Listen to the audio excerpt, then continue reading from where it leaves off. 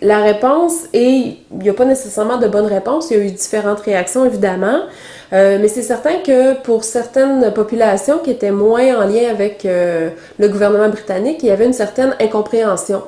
Je vous ai parlé un petit peu plus tôt dans une autre leçon que les Autochtones avaient une vision du territoire qui n'était pas la même que le gouvernement britannique. Donc encore là, au départ, de mettre en réserve les populations autochtones, de leur octroyer un lot de territoire ou une portion de territoire, c'était pas posséder le territoire, c'était habiter le territoire, c'était partager encore le territoire avec le gouvernement britannique qui était là à l'époque.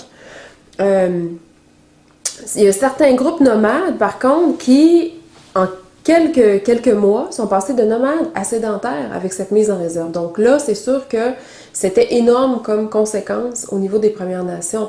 On passait d'un mode de vie de chasseurs, cueilleurs, pêcheurs à un mode de vie nomade. Les Autochtones étaient vraiment mis dans des réserves qui étaient, somme toute, assez petites, du moins dans l'est du Canada, un petit peu plus grandes, je vous dirais, dans l'ouest du Canada. Mais ils devaient négocier des traités, ils devaient négocier certaines choses également parce qu'ils n'avaient plus de moyens de survivre. Donc, ça a été, disons, une certaine incompréhension.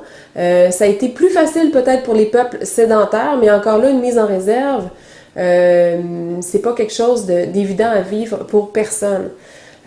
Les agents des affaires indiennes avaient mainmise sur tout ce qui se passait à l'intérieur de la réserve.